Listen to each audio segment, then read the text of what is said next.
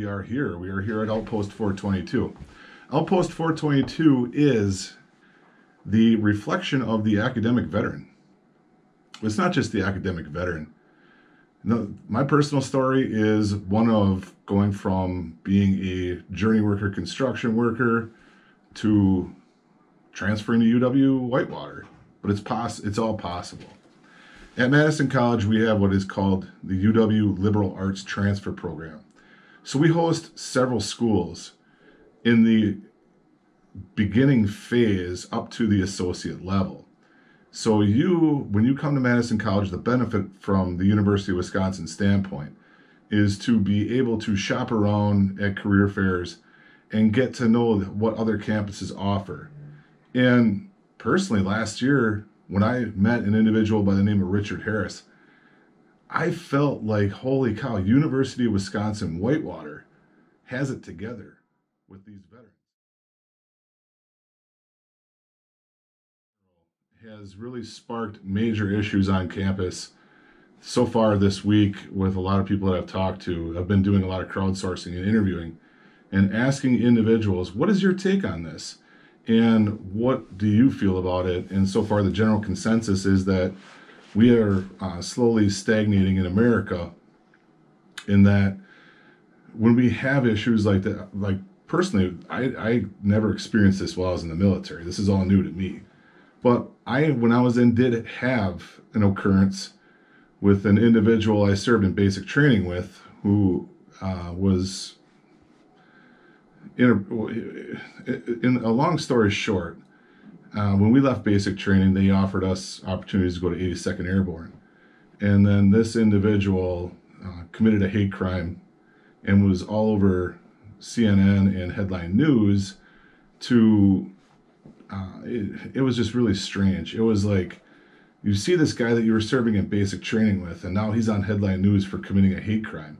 So at that time, in the 90s, the military was going after this quote-unquote term skinhead of Caucasian service members who were big shaving their heads, and they were asking them to leave the military. But now we fast forward to 2019, and here we are at West Point. Where are we getting at as scholars with this whole crisis and criteria, where we feel that we have this authority to support organizations that are clearly hate-based? And we, as veterans in the community, have built such a wonderful reputation, especially in the state of Wisconsin, with opportunities like the Wisconsin GI Bill, where we begin to see the benefits of joining the military and the fruits of our labor with being in the service. But that's for everybody. And everybody is entitled to home loans, to GI Bill loans, to tuition-free opportunity like the Wisconsin GI Bill. But at this stage in the game, what I'm not quite understanding here is this whole issue with rhetoric and how we persuade each other, and why we as veterans feel we need to persuade people to hate each other, and why we feel that we as veterans need to persuade others to hate other people. I mean, from a broadcast standpoint, the message is clear here today. Communications is how we as human beings persuade one another. The greatest way to persuade somebody is through speech. Last semester, I took a class called Argumentation and Debate, which has helped me develop an understanding why people write and do things in the press, which ultimately has supported the pursuit to take the journalism certificate program. But at no point did I realize what a wonderful gift this certificate program really is about.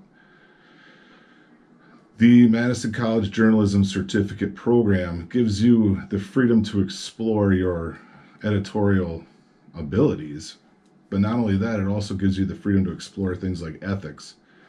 We had an ethics project 2 weeks ago with News Writing for Media at UW Whitewater, And in that ethics presentation, I was able to go back to a class that I took here called Intro to Ethics Theory and App, pull from that textbook, share that textbook with students who were not even aware that that existed, and was able to take citation, and analysis from that book. And what was presented very simply was, when reading a blog or an editorial on the internet, understanding the difference between a scholarly source versus a just random source.